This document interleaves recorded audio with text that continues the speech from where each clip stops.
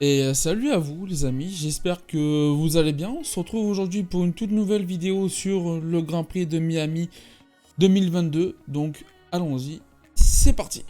Alors le Grand Prix de Miami a été un week-end où on a vu du show et puis encore du show. On sent que ça a été un week-end bling bling où la F1 s'est concentrée plus sur les stars qui entouraient le paddock que sur la course automobile en elle-même.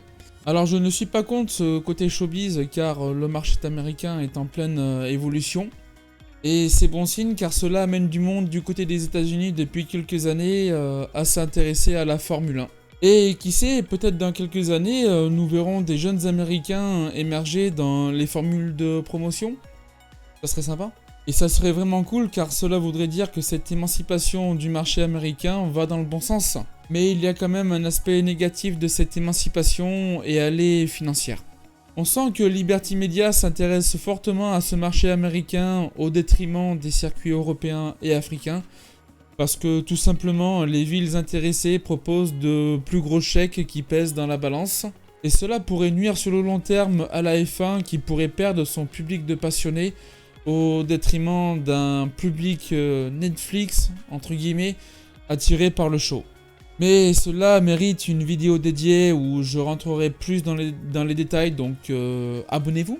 Maintenant, voici mon analyse sur le Grand Prix de Miami 2022 et les choses importantes à retenir. Je commence par Mercedes car c'est l'écurie que l'on attendait le plus au tournant, car c'est l'écurie Top Team qui est le plus en difficulté en ce début de saison. Entre Imola et Miami où leur situation était juste catastrophique, l'écurie se devait d'apporter de grosses améliorations sur leurs deux monoplaces. Et ils sont arrivés ce week-end avec un nouvel aileron arrière qui est un peu plus travaillé pour être censé stabiliser le train arrière contre l'effet de marsouinage et donc de pouvoir être un peu plus performant avec leur monoplace. Et sur les essais libres, ça avait l'air de bien fonctionner car Russell termine P1 lors des essais libres 2. Donc on pensait que ça y est, leurs problèmes sont derrière eux, leurs problèmes sont réglés, qu'ils vont pouvoir revenir à la bataille pour le championnat et nous offrir une belle bataille à 3 pour le championnat. Eh ben non, pas encore. Mais il y a du mieux quand même, car Russell et Hamilton se classent respectivement 4ème et 6ème de la course, ce qui est mieux qu'à Imola, surtout pour Hamilton.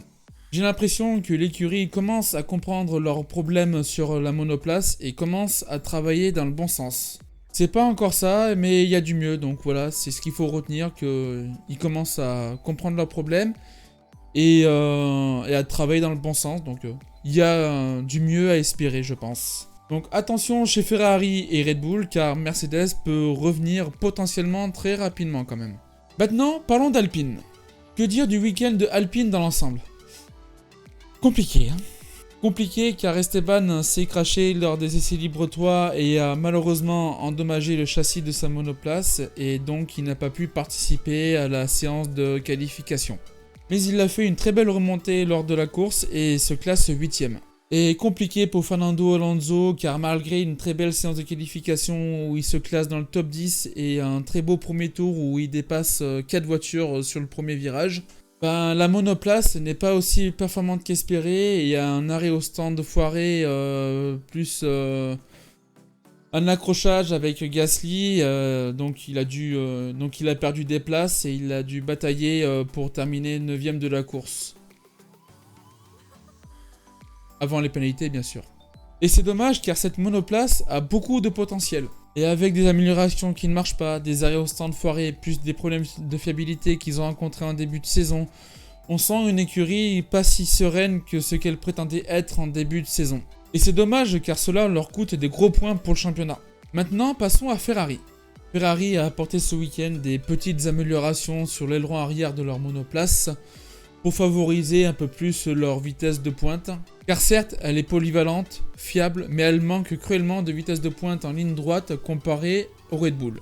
Et c'est toujours le cas, hein, car il y a un écart de vitesse de pointe entre la Red Bull de Max Verstappen et la Ferrari de Charles Leclerc, pouvant voisiner les 15 km/h de différence. Ce qui est énorme. Et c'est dommage car Charles a le niveau et le talent pour se battre avec Verstappen.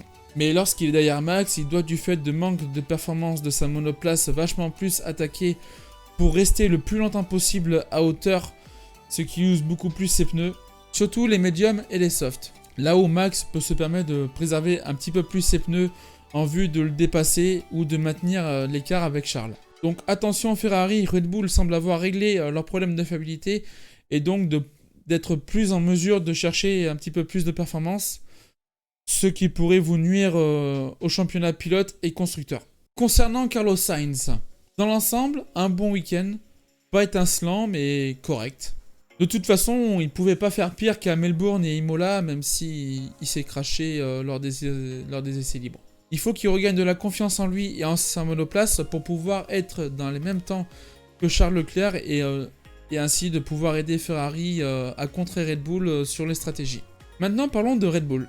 Week-end parfait pour Red Bull, maîtrisé du début à la fin, même s'ils ont eu des problèmes de fiabilité sur la monoplace de Max Verstappen lors des essais libres 2. Dans l'ensemble, ça a été quand même un week-end très maîtrisé de leur part. Avec un Max s'imposant sur la course Tain la Roi et qui revient dangereusement sur Charles et Ferrari.